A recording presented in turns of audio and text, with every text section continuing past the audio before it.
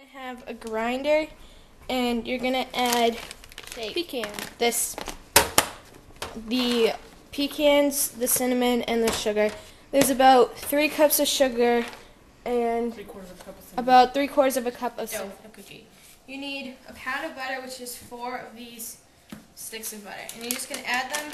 You're gonna mix them, and if you have a mixer, that's great. But if you don't, then a handheld. They have to be room temp, and it's easier to work with. So you're going to add it, and you're just going to mix a little bit to just get it mushed up and stuff. And then you're going to add a sour cream. You're just going to have one thing of it. It's 16 ounces, just one. And you're going to add it to the mix, all of it.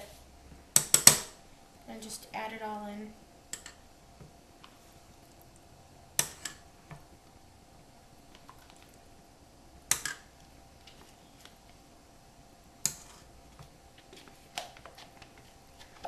I want to get most of it off the sides too, if you can.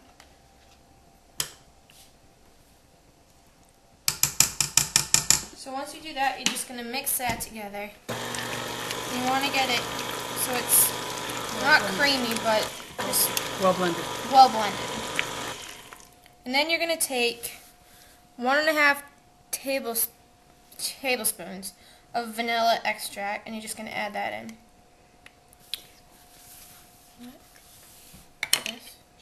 And you're going to take 1/2 teaspoon of salt and add that in too. Then you're just going to mix it up again until it's well mixed and there are no clumps.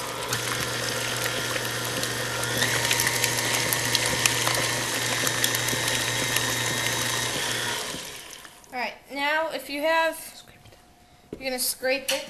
You're going to scrape the edges and it off of the mixer, so there are no clumps of anything stuck.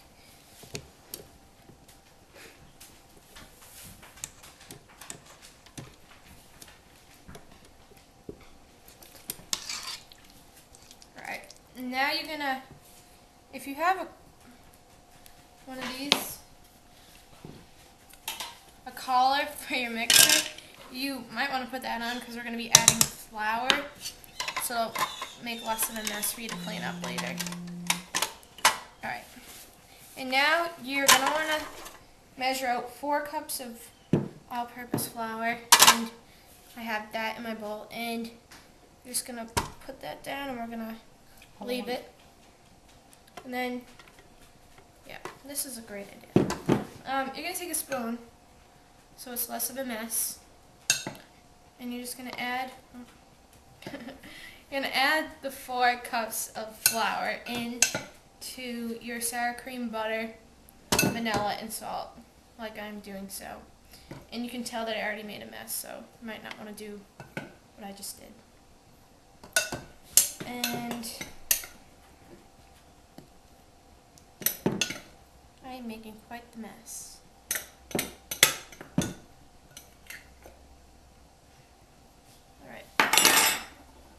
So that's the flour. Now you're going to start it on low and start mixing it. Scrape the sides. You want to powder with flour a surface, flat surface like this. This countertop is fine. You're just going to take your bowl of dough and flip it over and just let it come out on its own. You don't want to handle it too much because it won't be as good for later. So you just want to take some flour, more flour, and just sprinkle it on. Lightly sprinkle it. And you're just going to flip it over at one point, like that. And you're just going to make it into a plate, like so. Put it in the fridge for about 2 hours, maybe leave it overnight, that's the best. But you can also freeze it. Cut it in 16 equal pieces, crescents themselves. First you're going to need a rolling pin, and you're going to need an area just of countertop, and you're going to take some flour and you're going to sprinkle it on, and just move it around so the dough doesn't stick. Now this is the filling that we had made earlier with the cinnamon, the sugar, and the salt and the pecans. And you're going to take your dough, which is going to be in a little wedge like this, and you're just going to rub it around to get some flour in there. Do it on both sides. And then you're going to fold it in half like this and add a little more flour to it so the rolling pin doesn't stick. And then you're just going to roll it out.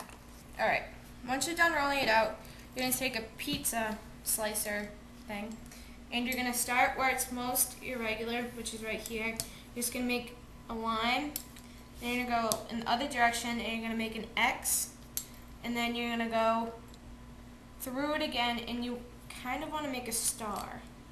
So just go through like that. And you're going to have 8 pieces by the time you're done. So that's what that will look like once it's cut. Then you're going to take a handful of your filling and just spread it around. You can never have too much filling, and it will melt when we're cooking it later. Alright.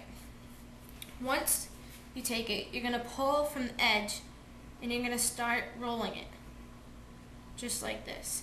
And then once you get close inside, you can pull it until it comes out, which it's not doing. Like that. And then you're going to put it on each oven for 400. And then you're just going to put them in. And then you just want to set it for about 7 minutes. And after 7 minutes, you're going to want to rotate them. And you're going to want to put another 7 minutes confectionery sugar in your mixer again. And then you're going to add about 2 teaspoons of vanilla to that. And then you're going to want to add.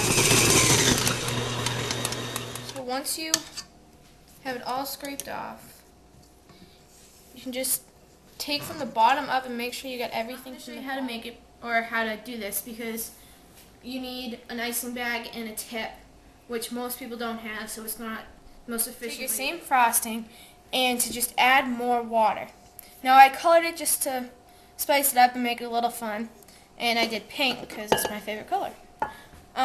So you can kind of see how it's almost a liquid almost, but not like water liquid. So you just want to mix that and take it. And you can keep it white so it doesn't have to be colored. And now we're going to spider ice it. And this is the easiest way you can coat cookies with frosting or icing. So you just want to dip your hand into the frosting like that, and you don't want to take a clump, you just want it covering your fingertips. So you're going to cover your fingertips and go onto your cookies, and you're just going to move back and forth almost.